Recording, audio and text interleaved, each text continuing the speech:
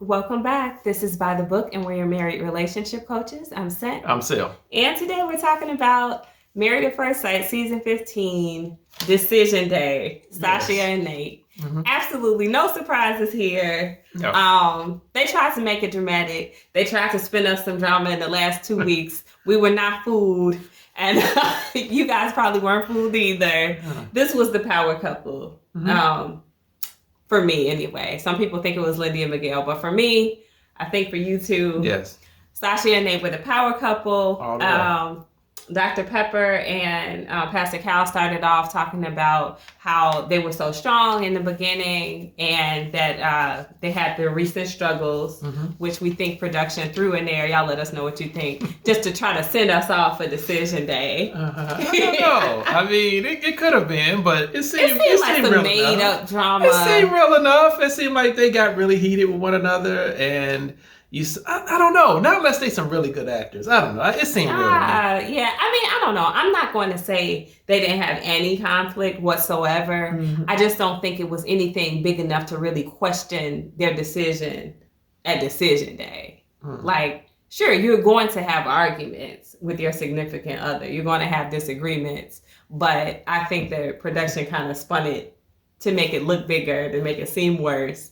So that we would be like, I don't know, there's some question there. And then, I mean, even as Stacia was delivering her little speech on the couch, and we'll get to in a minute, she tried to make it very dramatic. So, they gave her some lessons on how to, leave us in suspense. Yeah. Stacia starts speaking, I guess it's kind of like her off-camera, just detailing what their relationship has been like. She said that Nate is immature in many ways, and she didn't ultimately want to be in a loveless marriage. Yes, she did. And just kind of picking up off of what happened last week with the whole, loveless marriage, and I refute. Actually, that was Nate's, I think, statement. I don't want to be in a loveless marriage. No, Stacia. That was Stacia that said that? She doesn't, because he doesn't love her yet. Yeah. Oh, yeah. Yeah, right, Nate wanted to choose not to be in an unhappy marriage. That's what it was.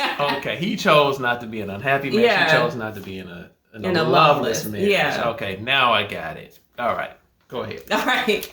So Nate, for his end, is questioning whether or not Stacia can relinquish control. We know that's been a recurrent theme throughout the season, is her being very in charge of everything and ultimately coming off very controlling.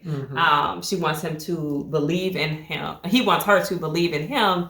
And his fear is that he's not going to be enough, which is an insecurity that he's carried, I think, throughout this season. Yeah, I mean, it can be intimidating when you confronted with a very intelligent, very articulate, very successful woman. And Nate is successful in his own rights, but it doesn't seem like he's up to par, to where she is. Yeah. Well, I wouldn't say he's not up to par. I mean, he doesn't earn what she earns. That's what I'm talking about. Okay. Yes. Okay. But I mean, as far as intellect and his drive and, Oh, yeah. All of that, straight across the board. Okay. And I don't think money makes the man. I don't think money makes the woman. But in this society, we put a lot of emphasis on it. Do. And then it's hard for a man, I guess, to accept that his wife is out earning him, for some men anyway. Some men deal with it okay, but other men not so much. Yeah. I think it would be okay for him if it didn't also come with her being so controlling. Right? She's the boss. She pays the cost to be the boss. I mean, because I got to say it. Yeah. So as they sit down with Pastor Cal and Dr. Pepper, Stacia explains that she's felt like she was on the fence. She has a list of things that she has concerns about when it comes to Nate. They were his anger, his communication. She said his mommy issues, which somehow to me, it rubbed me wrong a little bit. You don't say mommy issues to a man. Yeah. Did that get you at all? It did. It hit a little bit. I thought he was going to have a negative reaction I thought he was too. Because it was a better way for her to deliver that. Even if he just said mother. She could have just said mother or, issues with abandonment from his mom. Yeah. She just could have chosen different wording. Yeah, a little bit. And especially if you've been practicing this speech overnight, you probably could have tweaked that word just a little bit. Right, because she said she didn't get any sleep. Yeah. She said that she feels like he compares her to his mom, and that he's not giving her enough credit. We heard that conversation where his mom was 23 years old, and she's like, I'm 37. So she's like, I'm an established 37-year-old woman. You're not giving me enough credit. And she's very emotional about that. Yes. So Nate, for his end, he was not, he didn't react in an emotional or negative manner. No. He apologized. He did. That was awesome. But you know what? When she said that that I would never leave my kid. Yeah. I think he was probably, and I was listening for, I would never leave you, Nate. You know, I would never abandon you. I would never kick you out of our home. I think he was probably listening because I was listening for that. And is of course, a mom should never leave her kids. Yeah. Of course. But a wife should never abandon or leave her husband as well. And so since the kids haven't arrived, let him know that he's the one that's listening to it. And so that's what I was kind of... That's fair enough. I really didn't think about it like that, but I get that. I do, especially since he's the one with the abandonment issue. Yes. He says that the reason that he's like reacting and lashing out the way he is just because he feels emotionally overwhelmed. And I think as this process draws to a close, everybody feels like that. And Stacya's like, hey, right, me too. But I'm not reacting like he is. So, you know, she's doubling down. She's like, look, this is a concern. Yes. Yes, don't let him off the hook. Yeah. Let him know exactly how you feel. And if it's all about this up and coming decision day that's here, then the stress levels should dissipate. However, when the stress levels do go up, you have a child, the house isn't as neat as you normally have it. Whatever's going on and that stress level goes up, don't behave like this. Yeah, he's going to have to manage that. He's definitely going to have to manage that. She was like, is he going to continue to walk out? Like, once we get into the real world, is he going to walk out and we have an argument at dinner? That's a concern. You don't want that. That's embarrassing, humiliating. You know, it feels like he's abandoning her in those moments. Very true. So, yeah, that's something to think about. Nonetheless, they shouldn't be deterred by that because they have more positive than that. Yes. I do like that Nate, when she brought that second issue to him or when she brought it back around, he's like, yes, I apologize, but she needs work too. Yeah. You know, some things that she says, they come off condescending, they come off insincere and cold. Yeah. So, you know, just to recognize, like, I'm not the only person here who needs the work. I felt him on that. Yeah. You know, because if someone is more vocal about about their spouse's issues and the other one is not saying anything, then the other one the first person could feel like they don't have any perfect. issues with me. Yeah, exactly. That's what happened with Justin and Alexis. Exactly. That mirror should be a two-way mirror. That's why I was saying that the Justin mirror was broke because he wasn't reflecting anything back onto Alexis at that time. But yes, I'm sorry. Go ahead. No, you're good. So Pastor Cal tries to flip them out of that negative mode and put them into the positivity. So which Nate says, you know, if he's to stay married to her, one of the things that he asked for, he got a feminine woman, a nurturing woman, a pretty woman, an ambitious woman. So, you know, he was thankful for the process. For that reason. For Stacya's end, her positives were that he's driven and that he's a good person, you know, and she highly values that as well. So they jump right into it. You want to stay married or get divorced. Nate acknowledges the last 2 weeks' challenges and that they both need work, but the positives, he says, far exceed the negatives, which we knew because we've been watching all season long. But Stacya's in, you know, she's like, I didn't sleep and I've been going through it, you know, back and forth in my mind. And when I weighed these things out, you know, I wasn't hopeful, I think is what she said. And then they sent us to commercial. And that's what I say. They got little coaches on how to leave us in suspense. But I mean, ultimately, I wasn't like, my husband was like, oh man, I'm getting nervous now. I was like, don't you let them do that to you.